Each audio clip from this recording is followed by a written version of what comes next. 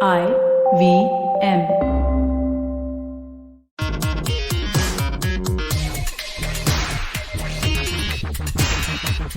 Hello and welcome to Simblified. This is a show where four people try to make sense of the world around us in using poor jokes, Wikipedia references, and usually a very smart guest as well when everybody else runs out of topics to talk about. And this is one of those episodes. I am Chuck. I am Srikeit. And I'm Naren. Our fourth co-host, Tony, is missing in action today. There's always one person who is missing. Yeah. I think Simplified is a car that somehow works as an auto rickshaw because there is one of us missing at every point of time. Yeah. I think that's why, I mean, if you come to think of it, it's why we expanded Simplified out of 2 to 3 and 3 to 4, that the rest, at least one of us can take a holiday at some point of time. It is insurance. So are you saying that the guest is the auto driver, basically? So he's going to take charge of the... Pretty much. We basically call people on and throw them in the driver's seat and tell them to figure it out. So, Naren, would you like to introduce our guest today? So our guest today is an old friend of mine named Suman Srivastava. And he is basically a marketing expert. He's been in ad agencies and the ad business and marketing. And generally, he is one of the wisest people I know. And I'll let him introduce himself. Welcome to the show, Suman. Yeah. Thanks a lot, guys. I mean, I've been hearing you for many episodes, and so I know you guys well. So thank you for having me. Yeah, so I guess what else is there to say? I've been, accidentally got into advertising, thinking that I was going to be in a creative profession, except I was in servicing. And then I sort of slowly graduated into planning, and I loved planning for a long time. And in spite of what the creative guys might have to say about it, I ended up spending 24 years in advertising. Actually, the most interesting thing about me, I guess, is the fact that I have taken up new jobs only in the year India hosts the ODI World Cups. Okay. So I started my career every time. That's a Andy Saltzman level. Yeah. So I started my career in 87 when I joined Lintas. Then in 96, I joined Euro RSCG, which is now called Havas, and I stayed there till 2011 when I started my consulting firm, which is called Marketing Unplugged. So that was my, and I'm still doing that. Briefly, I flirted with going to FCB Ulka, but I got away from that quickly. But yeah, I guess what's more germane to our discussion today is that since about 2005, I've been involved with the social sector. And and I, in fact, if anything, in the last few years, 4-5 years, it's increased a lot more. So I like to now say that, Marketing Unplugged is more of a social sector consulting firm than a corporate sector consulting firm. Although I lost probably the couple of clients I had in corporate sector by saying this, right? So that's completely okay. Before we dive into the serious part of this, a few bits of nonsense to get out of the way. Naren, firstly, I will repeat myself. Is a marketing person is not the honorary title that you think it is. So there's a lot that we want to discuss, Suman. Yeah. One of my guilty secrets is I have an MBA too, right? So I like Chuck and Srikeit refuse to admit, except under the lights, that they have anything to do with advertising. I refuse to admit, except under the lights, that I have got an MBA, but I do. No time, no point hushing it up. I'm really out of touch. So my day job is basically manufacturing. I get my orders and I make stuff. And it is fascinating. So for the longest time, I used to sweep aside the entire field of management, and especially things like esoteric things like marketing, on the grounds that there are no clear and definite answers. And I, being an engineer, I'm very used, I expect cut and dried answers. And the damnedest thing about human beings is, and human sciences is, there are no cut and dried answers. So that's both a good thing and a bad thing. And the second thing that I wanted to say is, Suman, just FYI, India is hosting the 2023 World Cup. I'll just leave it at that. I'm just leaving it at that. Let's get into talking. No, that's the 20 over World Cup. That doesn't count. It's only the 50 over World Cup. This is the 50 over World Cup. I have it over here right in front of me. 2019. England won on boundary count after super over. 2023 India TBD is the winner. Oh shit! Now I have to change my job now. I hope you become a full-time author, because let's get into that. Yeah, I just read the book. Okay, so So first, Naren, context for listeners. Context for book. So Suman's written a book called Don't Beg, Inspire. And it is, nominally at least, it is about fundraising for the social sector. So what Don't Beg, Inspire means is, if you're in the social sector, don't beg for money, inspire people to do something good. That's what social purpose organizations do. If I may modify that. So Naren, my general point is that in the social sector, we are begging for everything, not just for money, of course for money, but also even when we beg people to change, please let your daughter go to school. Exactly. Right. Please, something else, please don't throw garbage on the streets, or don't recycle your garbage, or whatever. And for talent also, please come and join us. Please volunteer with us. So we're always begging for people. And I'm saying basically that, instead of begging, you can inspire people for all these 4 reasons that the social sector needs. So fundraising, social change, advocacy, and people engagement. So those are the 4 reasons why you need to use marketing and communication in the social sector. And my logic is that, marketing can help with all 4 and therefore help people move towards their mission. Yeah, actually I guess that is the real context for the title, Don't Beg and Inspire. It's not just about fundraising. So my takeaway from that entire thing, I have a lot of questions to ask Suman.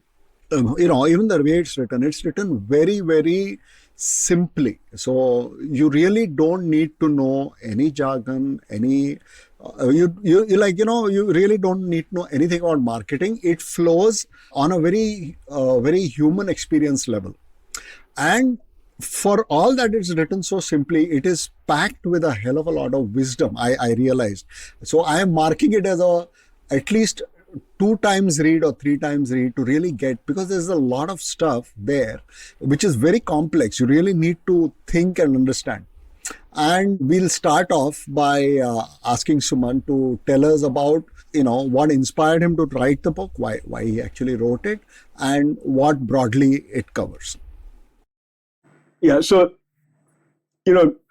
like you try to hide the fact that you're an MBA, in the social sector, you almost need to be apologetic about the fact that you come from the corporate sector, right? Because you're all the bad guys, especially when you come from marketing and advertising. Marketing is a bad word. There was this, she was one of the founders of Indian School of Development Management where I teach. And she said, marketing comes from market, and the social sector works where markets fail. So how can we like marketing? So, okay, good point. So I had to do a lot of convincing to get people to accept the fact that marketing can have a role to play at all in the social sector. So in effect, this is my love letter to my friends in the social sector to say, listen, we are not such bad guys. We have some things useful to say. And so that's why I wrote the book.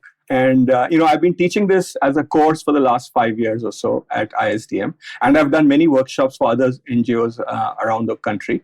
And so what I've learned from there is that, if you try jargon, you're out, on your ear before you start. So you have to start with stories, and you have to tell them about where things worked out well. And then maybe then you can get into some, some fundas, some theory, etc. So that's the way I've written the book. So a lot of storytelling and little less of fundas. Before you continue that's not a very bad approach in the field of marketing itself, actually. We could use a little less jargon and a little more human stories. But anyway, and I was just one statement that you made, you wrote a love letter to the social sector. And beautiful. I was like, that's such a beautiful thing to do, because it's almost like a requirement to cleanse your soul a little bit, where you're, once you've gone through this entire thing and you're like, okay, fine, now here I have worked with the biggest polluters on the planet. How do I do a little bit? Redeem yourself. By corollary, Suman, would you consider that book a hate letter to your That's what I was thinking. Who would ever write a love letter to marketing? I think it's mostly the marketing people who give themselves awards every year. But okay, let's not go down that path. Srikeit and I have an allocated time of 5 minutes per episode to crib about advertising, and I think we are done. Let's get back to talking about. But actually, that's what one statement, that the main statement that you made, the logline for your book, which you said about how you move away from the begging and to the inspiring. It actually harkens back to one of the campaigns that I had worked on for, I contributed to, I wouldn't say it was my campaign, but on Savlon. So we worked with Savlon, and one of the campaigns that we did was, there's this approach, we started with the problem of hand washing, right? And with the hand washing thing, the the key thing was there's all these PSAs you put up there and you ask people to kind of like wash their hands, you give different kinds of messaging for that. The approach that Savlon took for this particular campaign, and it was pretty famous as such, was instead of trying to ask kids to wash their hands, how about making it easier for them to do so, right? And that's where they came up with the Savlon chalk sticks campaign, where basically they infused Savlon into the chalk with the kids used to write on the slates, and that enabled, like, that just basically did behavioral engineering in some way to kind of eliminate barriers of hand washing. So they automatically ended up washing hands. So what I saw with that, and what I see parallels with the statement you're making, is instead of kind of opening yourself up to charity or asking or begging for money in some way or the other, you kind of like create these win-win opportunities and kind of create these symbiotic relationships in different ways where you can kind of get money from. So would love to hear your examples of the same thing. Yeah, no, first of all, bang on. It is really a book about nudge theory, behavior change, right?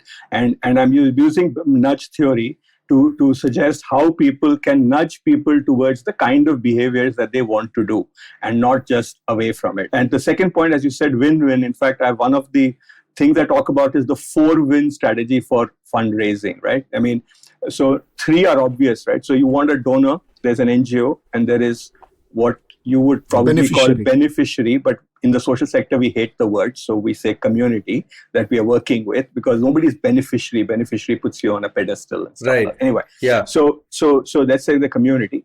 But the person that is ignored in all this is the privileged consumer. Mm-hmm. And if you bring that 4th person in, then suddenly the company has much more of an incentive, like you said with Savlon, or they have an incentive to make it part of their marketing. Right. And the point I keep making is that, look, CSR is maybe 2% of profits of the company is the required CSR by law, whereas the marketing budget is 10 times of the 10% of the sales, right? So it's some 50 times larger, or if you assume a profit. So really, even a small part of that 50% times larger budget is far more than the 2% that you're obliged to get. Yeah. So question is, how can we as a social sector inspire companies to want to support our cause? Not because our cause is good, because everybody's cause is good, but because it's in their interest to do it.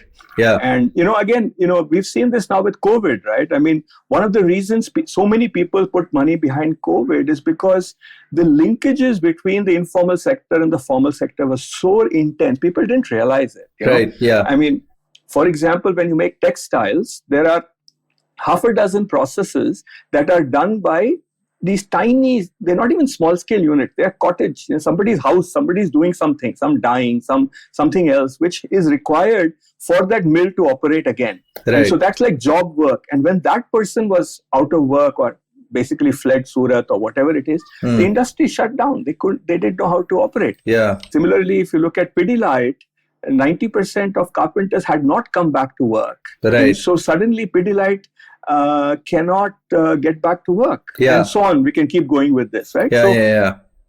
So it is in their self-interest. Uber, Ola, Swiggy, all Zomato, all these paid a lot of money for their gig workers to survive during the first phase of the lockdown. And they didn't have to, because they're not profit-making companies, they're not listed, all of that. So it's not required by law that they put money in CSR. Yet they put a lot of money in CSR. Uber is not even an Indian company, right? It's registered abroad. But they put a lot of money because it's in their self-interest. And so thinking of the company's self-interest is not a bad idea. Right. That's fascinating. So, I mean, I'm sorry if this is sort of like a slightly cynical takeaway. It's almost like doing good acts as marketing in some way. It is in everybody's best interest, and it sort of becomes a very good compromise for everything. It is not as pure as 100% altruistic CSR, but at the same time, it does do that job while also acting as marketing. In some sense, that's what it is. And I completely buy that. But one of the points that I will make, we just want to take a break in a bit. But before that, I just wanted to mention this point. A lot of things that a company does ends up acting, which is not intended as marketing in this day and age where, everything is just out there, ends up acting either good or bad. Like I was just remembering like you were giving so many examples of companies. I remember it was one of the Calcutta-based FMCG companies. I forget which one it was, Dabur or one of those guys. They were very generous with their employees. And I remember that CEO's post going viral. In contrast, something happened earlier this week, and I'm pretty sure, Srikeit, at least you know about this. This Better.com CEO. Yeah, I mean, see, everybody knows about it. Nobody knew what Better.com was till 2 days back, and now everybody's seen that Zoom call, him firing. And if you go to their social media, it's all their customers saying, I'm taking my account out of this company or stopping this loan or whatever the case may be. That was never intended as marketing, but now that has tarnished the image of that company. So absolutely, Suman, I think what you're saying, spot on. And there are, so many questions that I want to ask as somebody who cares about humanity and as a marketer. But I think we'll get to some of those after a short little break. So see you on the other side.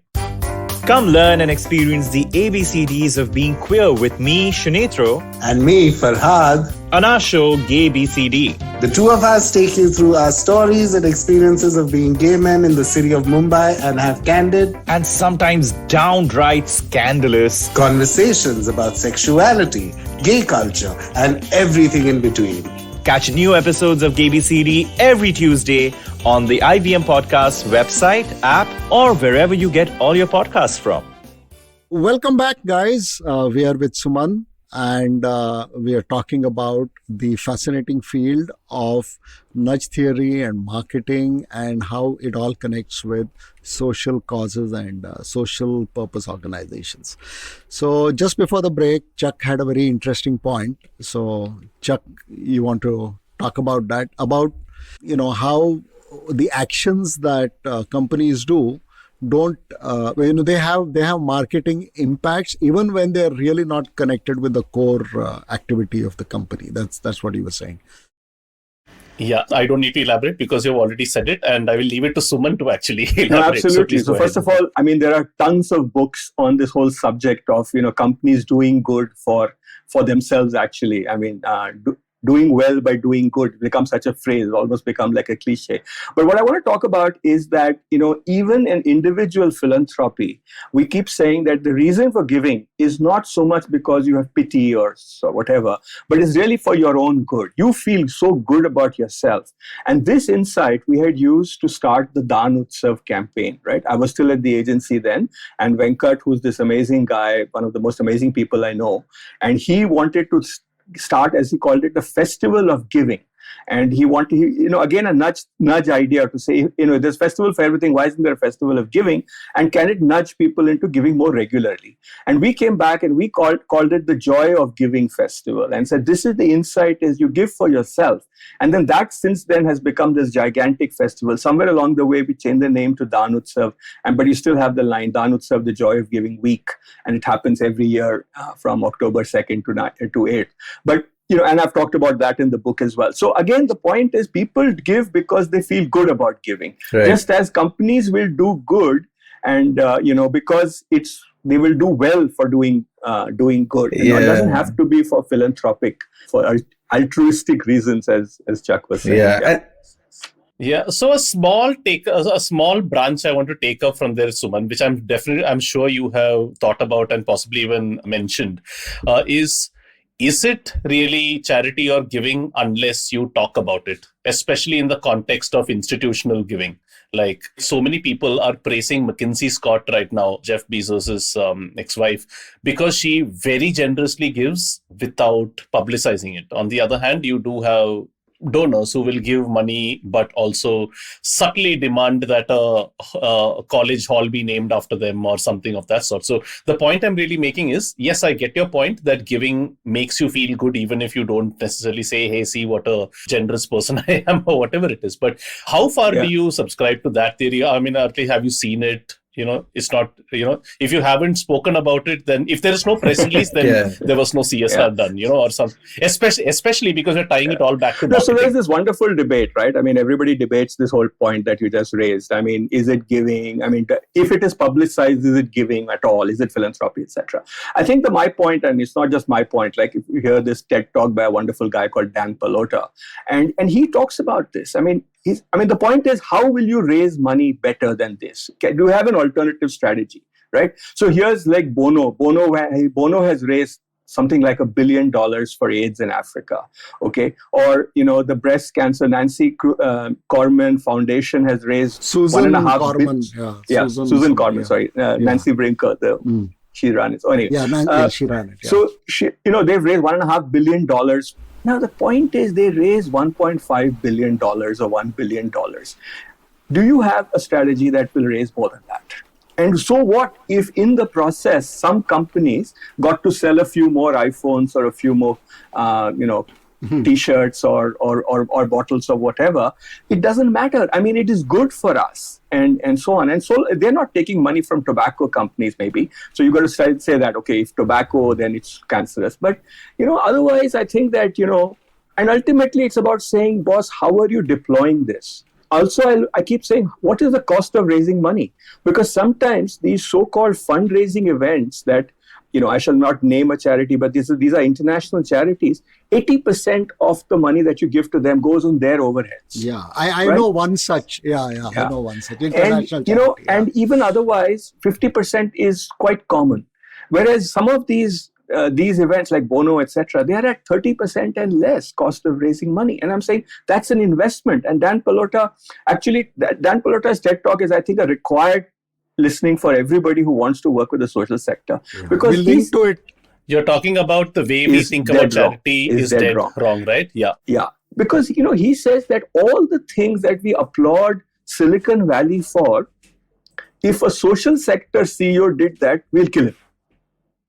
We encourage risk-taking. We encourage, investment in marketing so that you get a bigger dollar, higher multiple. All of this, if the social sector person did it, we'd kill him. And he does it in a very, very powerful, passionate way. And he's proven it, right? I mean, he's a Harvard Business School graduate who came out of business school and went straight into fundraising. He created these amazing events. And then he basically got screwed because people said he's driving an SUV and he's got a large house. And the point is, was there another way you could have raised this money for that cause that he raised money for? So I think... Yeah, that's so wonderful what you said. And I have actually been thinking about this very topic because, over the last year, and let's face it, we've all come to know a lot of organizations over the last year for very unfortunate reasons, obviously. But one of the things I was thinking of is whenever I felt the need to donate, my mind would immediately go to a few organizations, right? It wasn't like I was sitting and researching and comparing, which one deserves my money more, because I don't have that amount of time. I will say, okay, these guys seem like they're doing a good job. Boom, $5,000 here, $5,000 here, whatever the case may be. And then I draw a parallel. That's exactly how I shop online. If I need to buy new shoes, I'm not going to sit and compare 3, 4, 5, 6 things. I trust Nike because they have a big brand. They've done this sort of thing, and the parallels are there. Scott Galloway has this fantastic quote about branding, and this is another thing you should know about Simplified, Suman. Whenever we talk about marketing, it's just 5 minutes away from me mentioning Scott Galloway. And he has a beautiful line, which he says, a brand is just a shortcut for taking a purchase decision. And I find that so succinct and so beautiful. And it applies over here as well, right? Suppose I suddenly feel worried about, say, stray dogs, for instance, right? I know 2-3 NGOs in Bombay, and I think they're doing a good job. I don't know if they're actually doing a good job, but from whatever the public says, whatever their website seems to say, they've got good branding and all that. They've got a nice logo. They've done all the things that a company should, a D2C company or something like that would. So absolutely, the parallels that you make are absolutely right. In fact, that's the segue into nudge theory, right? What is nudge theory? It's saying system 1, system 2.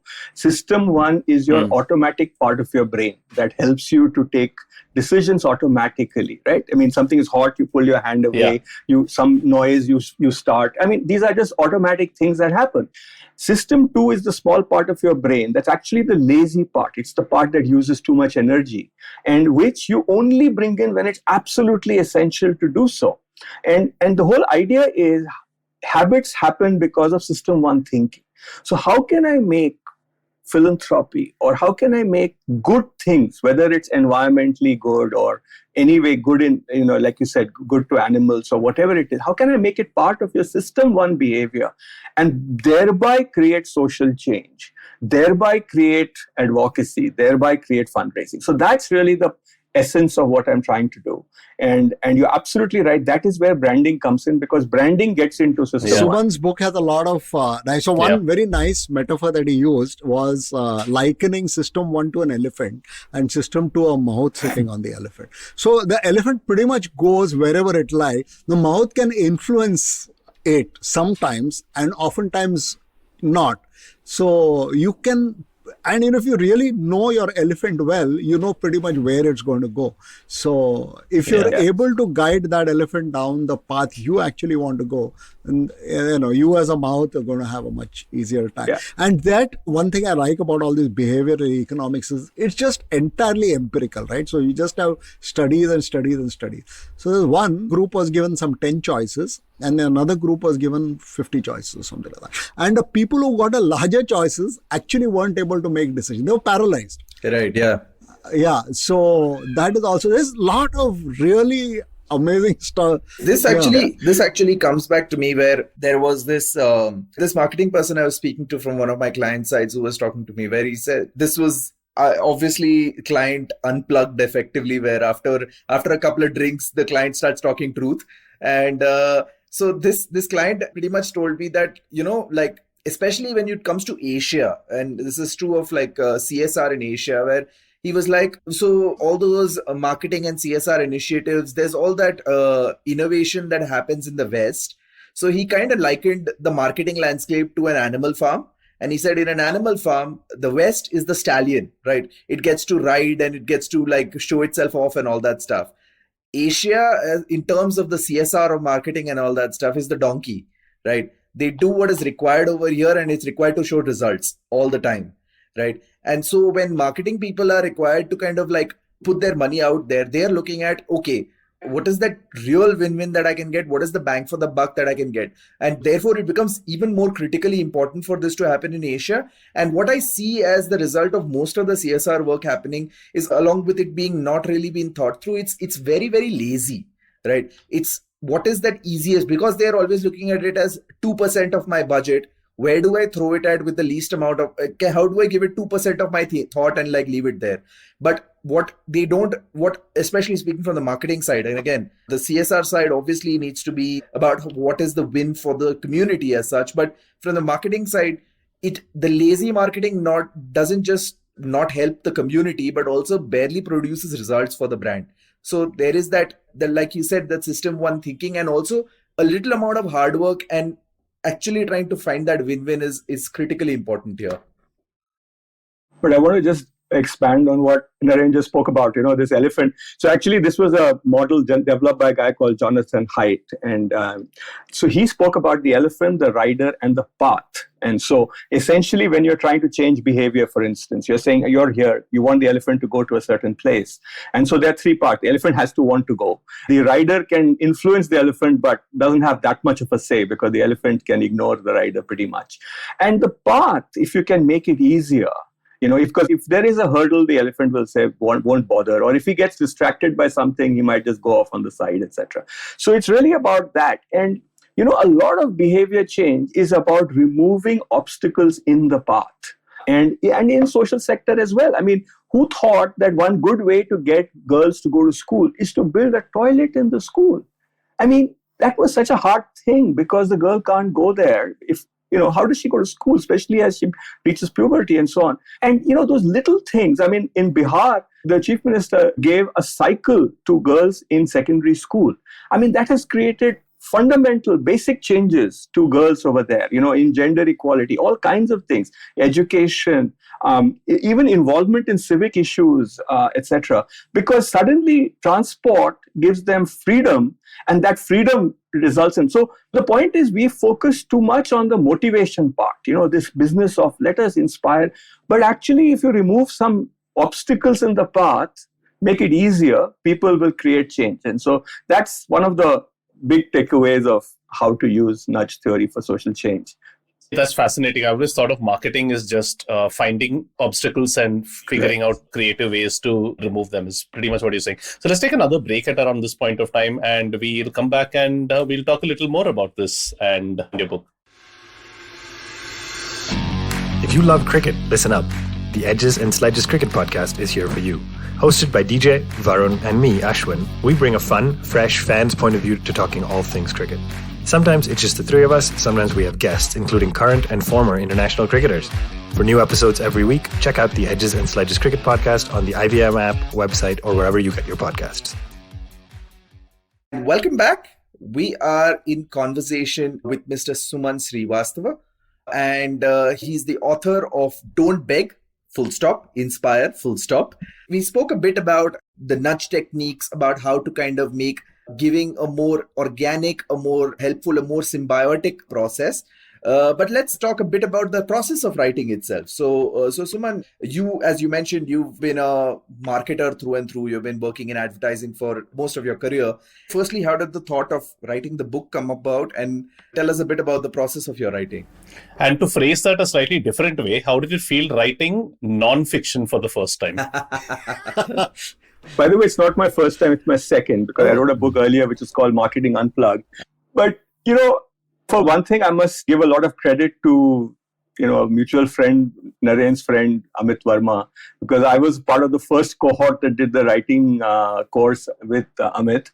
And so, I've been teaching this for 5 years. We've been saying there's no textbook for that course. And, even their books on the social sector are quite pathetic, even globally, etc. And, so there was a need. And I have everything on slides. And unfortunately, being in marketing for so long, it's easier to write slides than to write, words, right? I mean, to write long copy. Yeah. So but anyway, I thought I'd put all my slides and put my order flow in the right place. And I thought then it will be easy. It'll be a breeze for me to write the book. Well, short answer, it wasn't, right? I mean, I put the slides in place, but when you start writing it, it was hell. So the lockdown obviously helped. And so I sat and I read. I'm a reasonably disciplined person. I wake up early, go for a run, come back. So I have all those processes. I've studied, as Amit Verma says, get into the process of writing. And I've read about all these PG Wodehouse types sitting and writing from 8 to 12 every day, revising from 3 to 6, all that stuff. So I had that in the back of my mind that I have to get into a rhythm. But in spite of that, I mean, I can't tell you the kind of mind blocks, the mental blocks I got into. But fortunately, this is the time when my creative friends in the industry really helped. And, by ability to reach out to them and say, look, what's happened here? Can you please read my draft? And the guy would say, you're speaking like a friend in the first 2 parts, and the third part suddenly become professor. What the hell happened to you, kind of thing? And said, oh shit. So I have to rewrite that whole bit.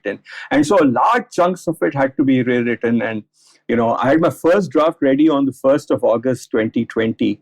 And, and after that, it went into a tailspin. And this is my 5th completed draft. So it's been hell. But yeah, I mean, and I've given up many times and then got back to it.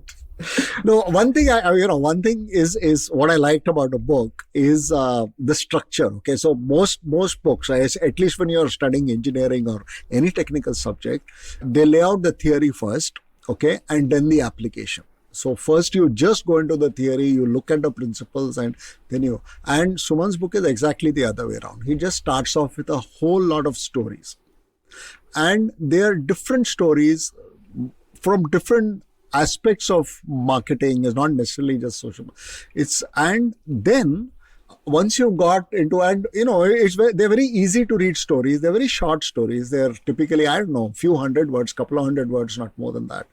And they're engaging stories. And then you go into, what might be, it's always, Suman is always suggesting. It's not, never did I find out, never did I feel that there was any theory being laid out. So that part, whoever suggested you not to sound like a professor, really got to the core of it. I really like this funda of starting with examples and using that as a base to jump into theory. When I was growing up, I used to read a lot of Sports Star. I know it's a very weird reference to bring in over here, but they used to have this house style, and I don't know if you guys had ever read it this way. I think those writers, Vijay Lokapalli, Nirmal Shekhar, all those guys what they used to do is they used to set a lot of context and gravitas by writing a small paragraph or story, right? I still remember so clearly. This was on Bradman's 100th birthday or something like that. Whatever happened, 97, whatever happened at that point of time. Oh no, he never turned 100. Sorry, must be 90th or whatever the case may be. So the title was something grand, and instead of saying, okay, we're going to talk about the greatest batsman of all time, whatever, they set context by saying this woman who was a tourist, an American who's never watched a game of cricket in her life, what's she doing in this small town called Bowral over here? And she's gone and she's checking this cricket out. Like, they all told me I have to come over here. Just that paragraph by itself set so much context without setting context, and I absolutely fell in love with that. And inadvertently, I think that has spilled over to the way I teach. So I teach a marketing course as well. I like giving 3-4 examples right up front, like case studies right up front, without setting any context at all, because I think that sets a lot of context by itself. And I think there's certain joy in students and readers, in your case, Suman, joining the dots by themselves before you validate rather than preach. Absolutely. And that works in the class. Exactly right, Chuck. In fact, I also found out the hard way that if you get into the theory too early, then you lose half the class. They're not Whereas a case study is not the hard way, it's a Harvard way. Sorry, I just had to. Sorry. Oh God. Just to get that reaction from Srikeit, that's why I had to. Sorry. That changed tack very soon. Sorry, Suman, please go ahead. No, also, you've conducted a lot of workshops, and you've probably had a very good sense of when people engage and when they don't. So did that influence the way you wrote your book? Totally. In fact, the other thing that I like to say in my profile is that I was put down on earth to be a teacher.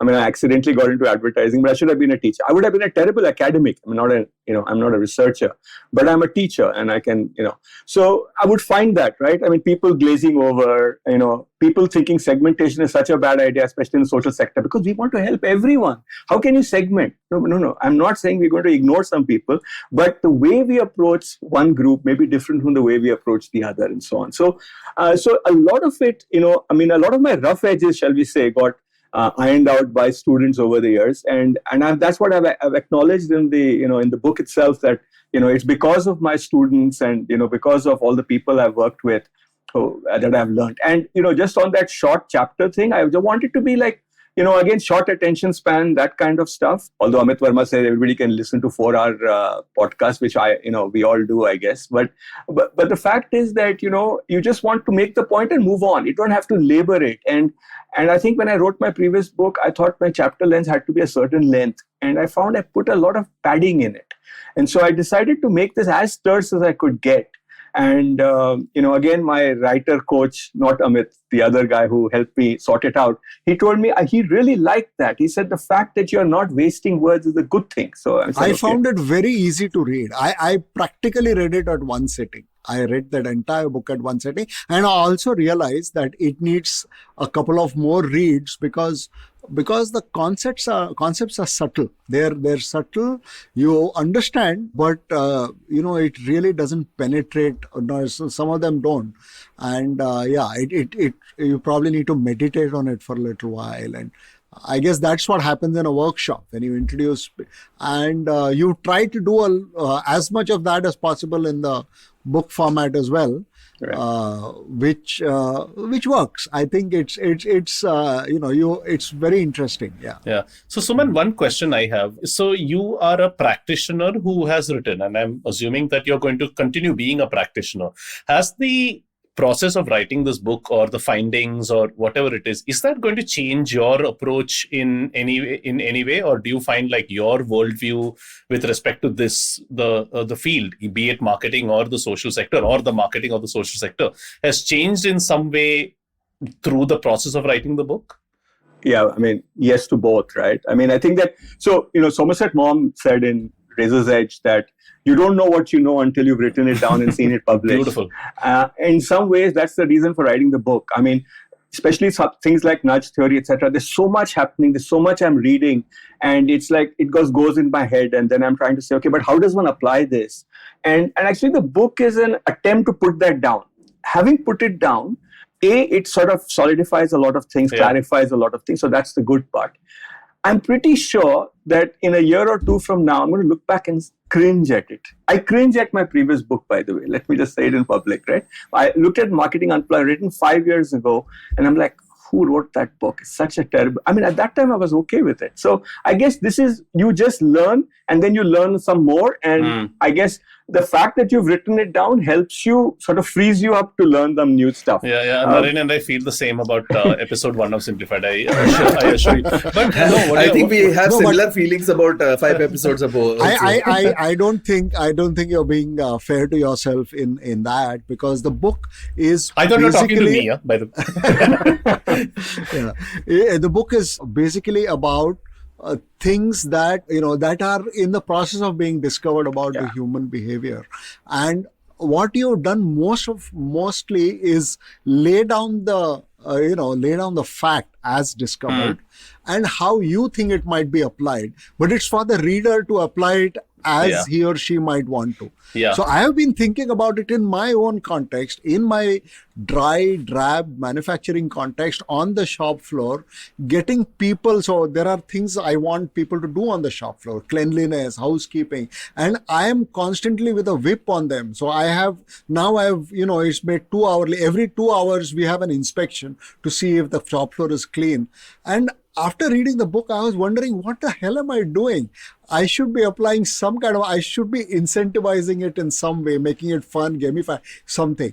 And obviously, it's a very different situation from whatever you've written in the book. So it's up to me to figure out how to, So I think that's the charm of the book. That's the real charm of the book. Yeah, that's lovely. I think the best books are that way, right? I mean, they talk about one particular field, but you can then extract, may I say, meta lessons from there and apply them something else. Very nicely said.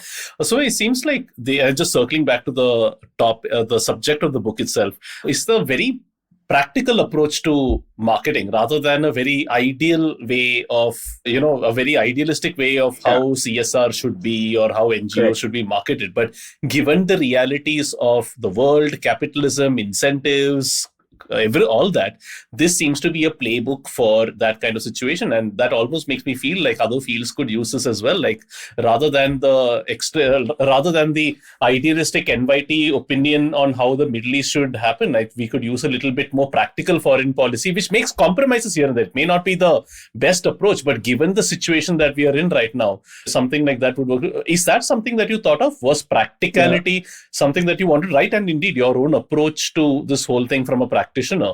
Yeah. So I certainly want, like I said, my friends in the social sector to be able to use it. And so therefore I had in mind a few people, specific individuals, and the question was, how would he or she use these ideas? And they are small, medium-sized NGOs. I mean, medium-sized NGO in India is like 10 crore budget or 10, 12, that's medium-sized, So they are small organizations, don't have a lot of resources to do a lot of marketing. It's definitely no mass media or any of that stuff. Even digital media is hard, like that $10,000 that Google gives everybody is like manna from heaven, and that's it. But other than that, there's hardly any money. So it was meant to be practical, and to that extent. But the other thing I wanted to add to that is that the biggest asset that people have, I mean, and this is a larger meta theory on what has changed with marketing. So marketing used to be about reach and frequency, and that's the way we were brought up, at least when I started marketing 34 years ago. But today it is about a few people getting immersed in the idea and then going viral, and then those people sharing, so this idea of the super spreader, SARS-1, they had the whole thing that they did the study, and they found that 80% of people who were infected by SARS-1 did not infect anyone else. And 7% infected on average 20 people. So it was amazing that those are the super spreaders who spread the infection to a lot of people. And that's why in India also you will see that somebody in one family got infected, but nobody else got it, and so on. And that idea of the super spreader, we can take into marketing and say, how do I find the super spreader? And then how do I make this super spreader passionate about my idea, my cause, so that she goes out and spreads the word, which is much easier for an NGO to do than to start saying, okay, now I have to reach everybody in India, which is not going to happen, right? I mean, you can't even say everybody in Bombay. I mean, what is the means available to you? So it is all focused on that idea of, very tiny interventions, but very deep. So deep rather than wide. That is lovely. I mean, there's so much Profound. I mean, I just want to soak that sentence, and I think there's so much to unpack over there. I mean, that's pretty much. There's so much more. I mean, the thing is, I don't want to ask so many questions that you give away everything in the book already. I'd rather people. No, a lot of it, the book itself, to all our listeners, I would like to recommend that they read it and reread it at least, because a lot of the things that are there in the book, you will be able to apply once you really internalize it. It takes some time. They're very complex things. They're very simply put. You can understand them in literally 10 seconds. But to really digest it, you need to think about it in your own, place it in your own situation, and, see how it might pan out, and maybe it'll take a little trying out.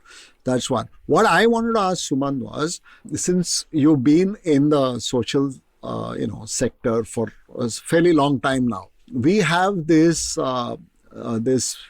impression that the Indian public is very niggardly as compared to the US when it comes to philanthropy. So we always keep reading how industrialists are not philanthropic enough. And yet, especially I saw this in COVID times, people, who just spontaneously started. So we know one guy who spontaneously started a kitchen when he saw, migrant laborers starving, and people reached out. I mean, we all reached out, we gave our little, and the kitchen ran really well for a fairly long time. So it is harsh to dismiss public as a whole. Entire sub-Indians are useless. They'll never So what is your feeling about it? What's your take on it? Bang on. So Dan Utsav has been the best example of this. We started out thinking that, the rich or the privileged will give money, and that was the idea. But the people who are giving money, Naren, are, the taxi drivers, the auto rickshawala, the school kids from poor. They all want to give. And, Venkat's whole thing was, I don't want to get 1 crore for one person. I want 1 crore people to give 1 rupee. And that was such a wonderful idea. And today you can see that it is now, the movement has really spread across the country. The kind of people who are giving for that cause is amazing. And, of course, there's celebrities who are doing their stuff, and, and that's the stuff that gets news, and the word gets out. But it's the small, so it is not at all true to say that Indians are niggardly. In fact, the philanthropic numbers keep rising. Of course, part of it is because of big guys like Azim Premji, who just amazing guy and so on. But apart from Azim Premji, I mean, there is the regular, I think the tech sector has a lot to do with it. All these guys who went to Silicon Valley have come back imbibed with the idea that everyday philanthropy is a good thing, and I think that may be spreading. That's in the middle class, like I said. In the, shall we say, the lower income groups, people anyway help each other, because that's the only, it's almost like, if I help you, if I help you, you will help me if I need it. So it's absolutely heartwarming. And, frankly, Naren, like I said, I keep saying this, the reason I'm in the social sector is because I keep getting inspired every day. I meet some guy, I'm like, boss, this guy could be a, whatever, he could be NCA, MBA, whatever. and he's doing this, or that girl, she's doing, and it is just these stories that keep me going. And as one gets older, we need everything we can do to make you feel younger. Yeah. No. I mean, I think right now we live in a time when we should hang on to these kind of stories. And honestly, all these things that you're saying. So I have some friends who work in the social sector. So you guys will remember Naren and Srikeit. Do you remember Paritosh, who we had spoken to? Yes. Who runs that community kitchen, Feeding from Far, and all those stories that he said. The people who helped out the most were actually exactly what you said, Suman. People who were not necessarily the most privileged, but just part of the community itself. Well, that's fascinating. And I think there's so much negative news that, automatically travels, that we should not forget that it's genuinely heartwarming to know that this is more universal than we might. And in fact, just to add one more point on the part about the less privileged giving, I'd say there's a huge cultural part of things as well, where as an Indian community, like one perception is that our Indian people are niggardly as far as like money is concerned. But I think when you look at like the more traditional Indian community, the essence of it, and when you take most people, how it works is that, yes, finances might be, sharing money is not as popular maybe, but it's more about sharing time, sharing like your resources, sharing food, and these kind of elements. Like one example, like you said, Chuck, with the Feeding from Far stuff, about how all when they were kind of trying to feed that entire slum, all the young people from that slum decided to volunteer all their time. Like they were a whole bunch of volunteers, young people from that slum, who were volunteering their time to just distribute the food, and using their own vehicles, using their own fuel, using all of their own means and time and effort to kind of contribute to their community, because their thing was, this is the most obvious thing to do. And that is very inherent to the way Indian society works. And there is a large potential to using techniques that you have mentioned today, and tapping into this particular thing to really, really kickstart like this, a very positive giving back movement in India. Yeah, absolutely. And when you said that, Srikeit, I thought the potential that I saw, not just from monetary giving, but, giving time, resources and all that, which is another unlock waiting to happen, if I may use Silicon Valley terms. Exactly. But no, Suman, this has been fascinating. Thank you so much for the work that you do too, and for sharing all this wisdom. Taking the time with out. Us. Yeah. People will want to reach out to you and all that. So just, would you like to just share your handles or... we'll put it in the description, I think. So all my handles are, so marketingunplugged.in is my website, and it has all my details, my mobile number, my email ID, I'm Suman7 at Suman7 on Twitter, and I'm on Facebook, Instagram, all of that stuff. But basically more Twitter than anything else, I guess. We all read at least, even if I don't post so much. And happy to connect with people as they, in whichever way they can, they want to. This is lovely. Thank you so much for this, Suman. And all the best with this and with your book. Congratulations. Firstly, it's having a second byline is quite something, and I'm sure Amit will be very proud of that. So thank you so much once again, Suman, for this. And you guys know where to get the book from. We'll put it in the description. So thank you guys for joining in. Thank you, Suman, for joining in over here. Naren, you have the final 6 words as always. Stay safe, stay inspired, and stay simplified.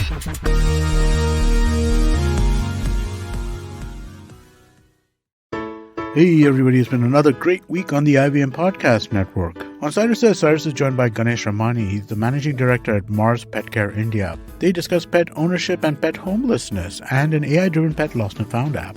We welcome another new show to our network, Ikka Dukka Economy, with Abhinav Trivedi. In the first episode of this Hindi language show, Abhinav speaks to Dr. Bharat Junjunwala about fiscal deficit and its effects on our daily lives. Tune in to new episodes every Tuesday.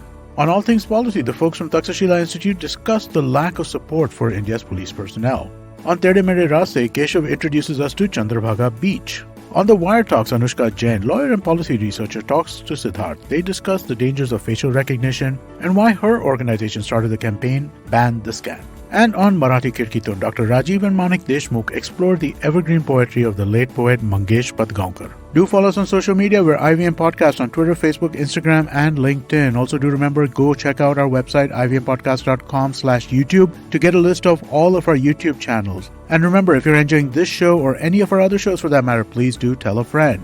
And finally, we would like to thank our sponsors on the network this week: Cred, Bank of Baroda, HDFC Mutual Fund, CoinSwitch, Kuber, Intel, and Oxfam India. Thank you so much for making this possible. A wise man once said, traveling, it makes you speechless, then turns you into a storyteller.